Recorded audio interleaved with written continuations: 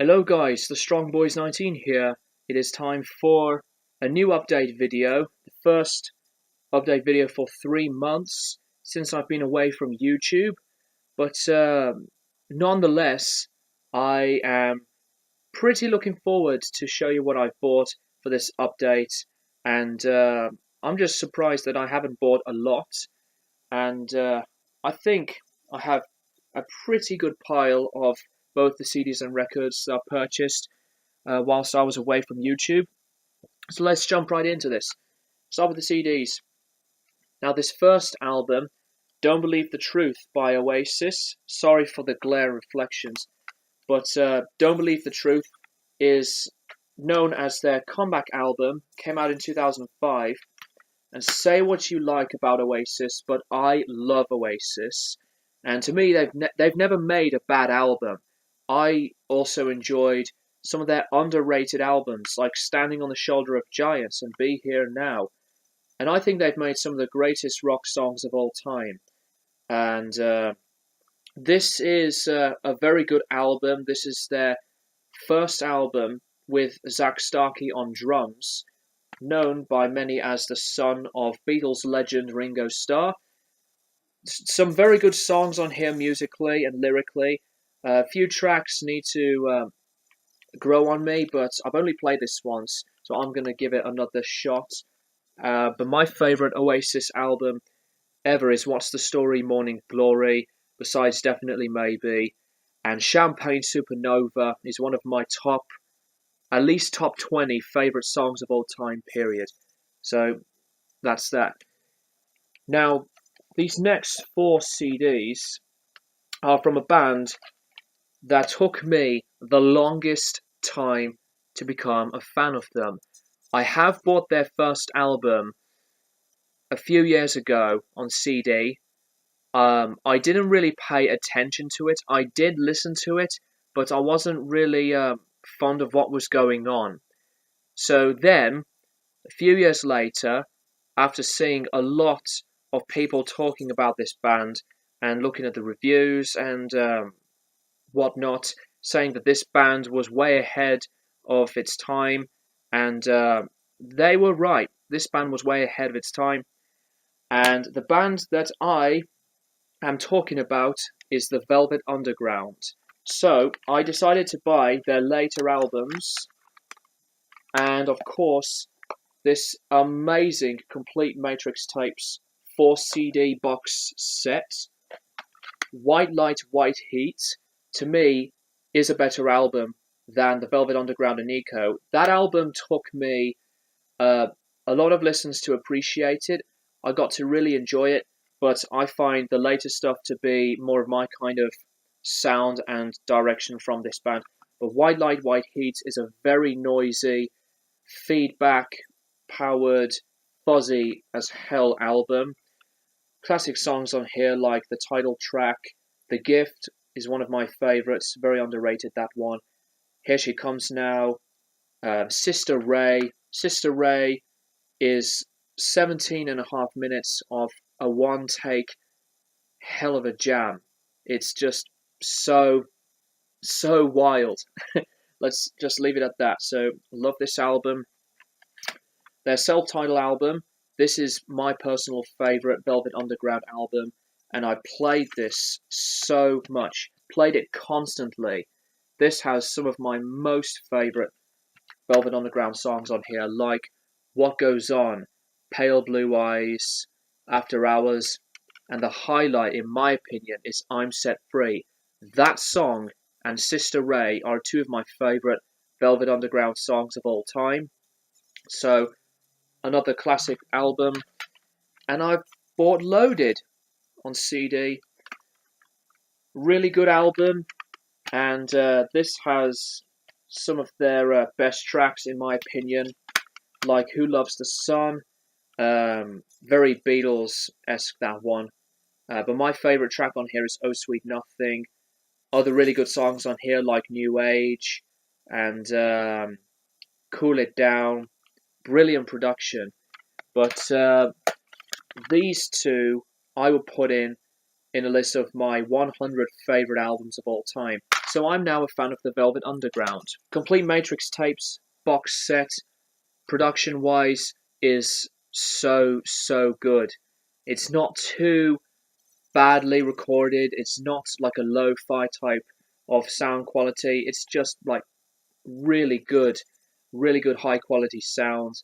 And they play quite a lot of songs throughout each set, especially their very long jam of Sister Ray, which is almost 37 minutes. But anyways, very simple box set, and I highly recommend it. I didn't buy the vinyl box set of this because that was like way too expensive. Speaking of box sets, this is personally, I think, my favorite box set that I've purchased this year. This is a rare Japanese box set of My Bloody Valentine, and what this contains are the remasters of Isn't Anything, which is a brilliant debut album. I really like this one a lot. The 2 CD release of the EPs from 1988 to 1991, remixed and remastered, and of course Loveless, which is another one of my 100 favorite albums of all time pick.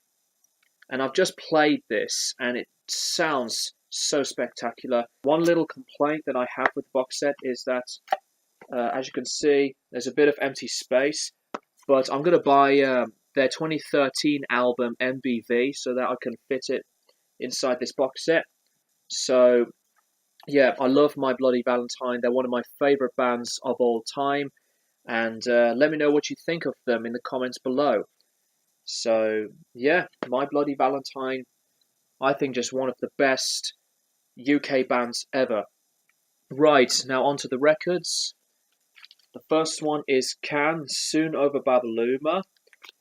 I've already bought this, but this pressing is an original UK United Artists Records pressing from 1974, and looks like this.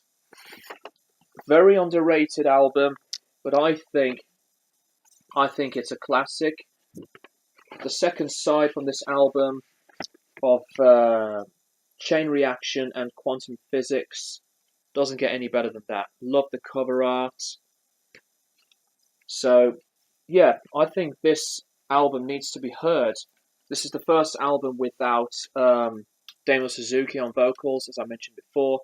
But yeah, love this album. Excuse me. Led Zeppelin's Houses of the Holy. Now, I've got to say that this is one of my favourite Led Zeppelin albums. And this may be quite a controversial opinion. I adore that artwork.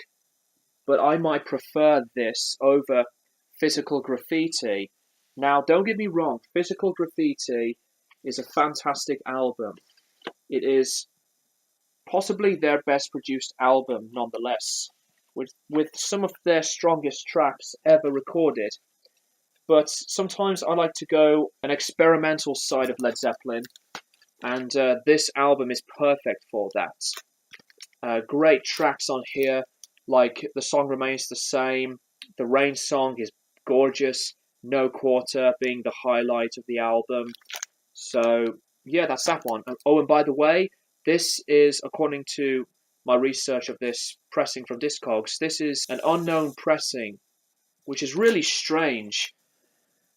Despite that, most of my pressings of any record that I buy is from this year or that year or whatever pressing. So yeah, Nectar, Journey to the Center of the Eye. Never played this album yet, but needless to say, I've been told that this is another one of those krautrock, proggy type of albums, and I am really looking forward to it for the first time. And there's the label. Yeah, there you go. And I have always been a big fan of German music for a long time.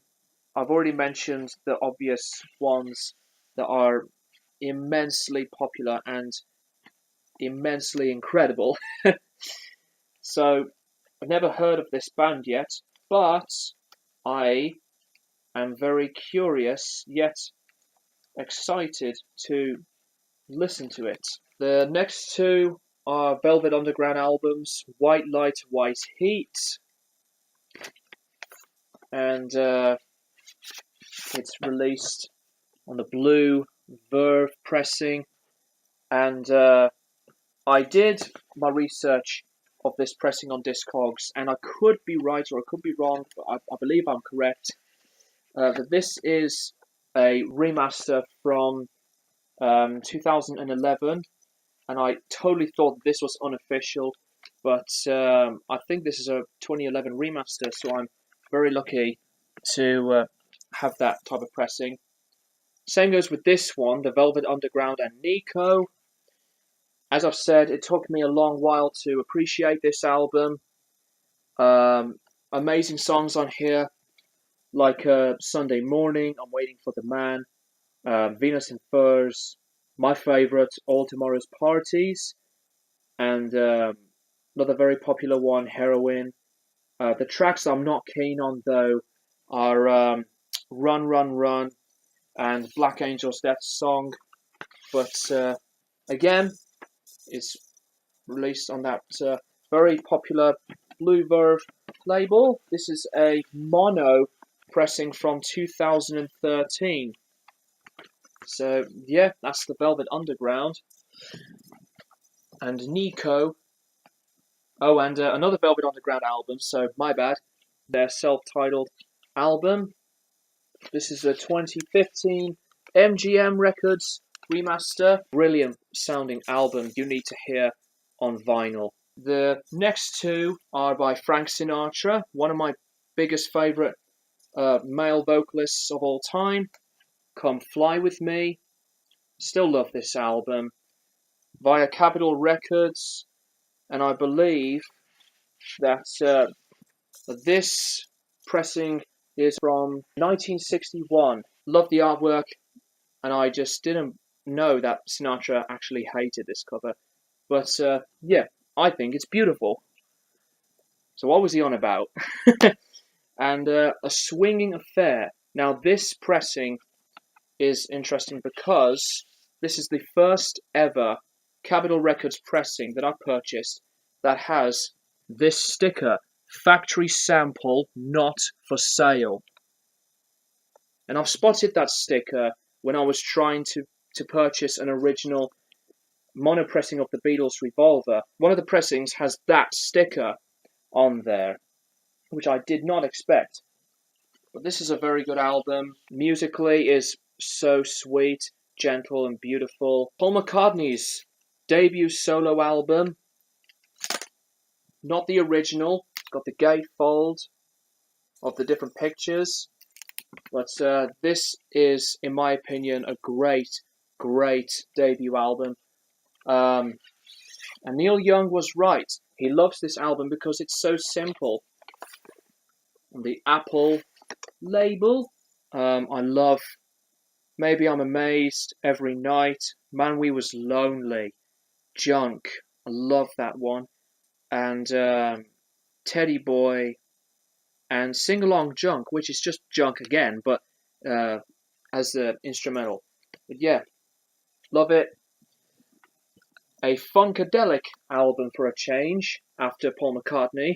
This is Funkadelic with the album standing on the verge, of getting it on. And this album is so great. It has some of Eddie's best guitar playing, in my opinion. This is a remaster vinyl via Westbound Records. And the production of this is really good. I haven't bought a lot of Funkadelic stuff yet. I do have Maggot Brain on CD. One Nation Under a Groove is another one of these albums I need to buy because I've heard that album is as acclaimed as others. Pretty cool cover art as well. And the last one, now I went to see a very popular musician at the Birmingham Town Hall a few weeks ago, and it turns out that the whole set was really, really good. And I'm talking about Mr. John Prine. This is his latest album called The Tree of Forgiveness. Haven't played this one yet. I bought this before he came on the stage, and his backing band were fantastic, brilliant musicians, and they played his songs very, very well. John did play some of his songs acoustically by himself. He did play huge ones like Sam Stone and Paradise. Gatefold, beautifully pressed. Got the lyrics sheet on this side, and this is released via Oh Boy Records. That's what it looks like. Not a very long album, just 30 plus minutes. You know, John Prine is an artist that I would like to get into a bit more after seeing him live. So that is The Tree of Forgiveness by John Prine. So that is that, guys. That is my latest update. I know that this is a long video. I'm still very glad to do videos again, and I think the next one will be an album review of what album in my mind will come for me to review. So yeah, thank you guys for watching. I'll keep you guys posted for more videos in the near future.